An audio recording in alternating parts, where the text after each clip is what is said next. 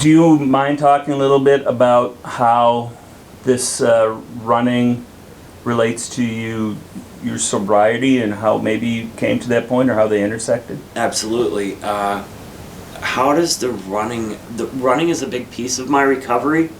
It's not something I depend on for my recovery. When I say recovery, I mean recovery from alcohol and drug abuse, or addiction rather. Running can't be the answer to my recovery because I'm gonna get injured, I'm gonna get hurt. The running might not always be there, but it is good therapy. And I find that at these races of ultra long distances, there are many people like me there. So I have many friends in recovery, I have many friends in long running.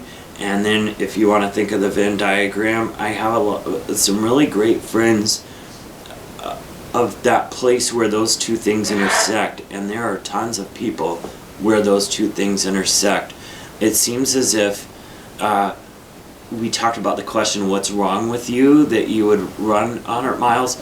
I find that there is a lot of people who deal with mental illness, with addiction, eating disorder, those kind of things, drawn to that long running game, probably because it takes an obsessive type of mind, probably because you really have to get to know yourself.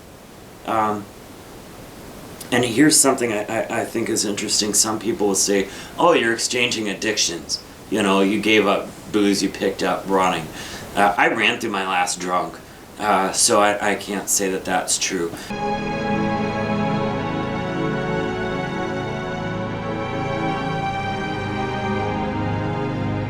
It's 100 miles, roughly. And how long do you have to run 100 miles? So that's a good question. That describes what kind of race you're running. Because each race has a cutoff time period. We talked about Barkley. I don't know, you've got a lot of hours to finish Barkley, right? Because it's a really difficult race. Another incredibly difficult race in the US is Hard Rock. I think you get 48 hours to finish Hard Rock. It's in the San Juan Mountains of Colorado with some 14,000 foot type stuff. Superior, which is one of the harder races, has a 38-hour cutoff. Some easier races may have like a 24-hour cutoff. Meaning you have that much time to complete the race. So you can kind of get a sense of the difficulty of the course by how long you're allowed to run it.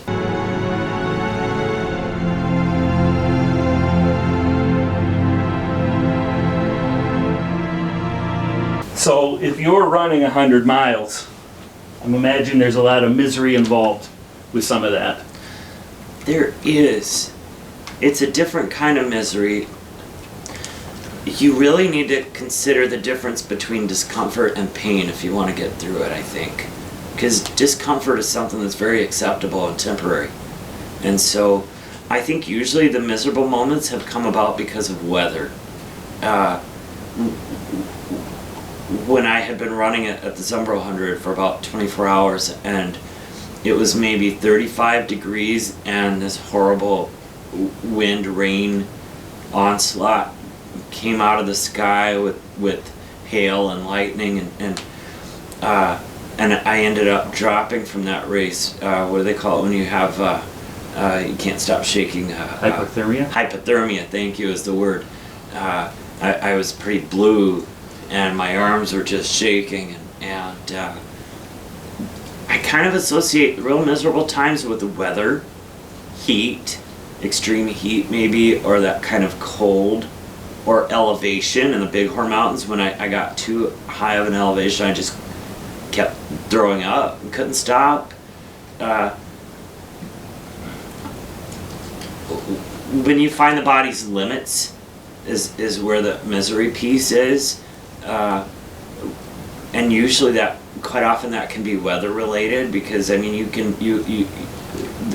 when the weather says you're gonna stop now, that's I mean I can think of races where I say miles 30 through 70 were really painful, but you just keep pushing through them and moving through them. And you learn to kind of wrap your head around the pain and embrace it as, like I said, as discomfort instead of as pain. And just something that you move through.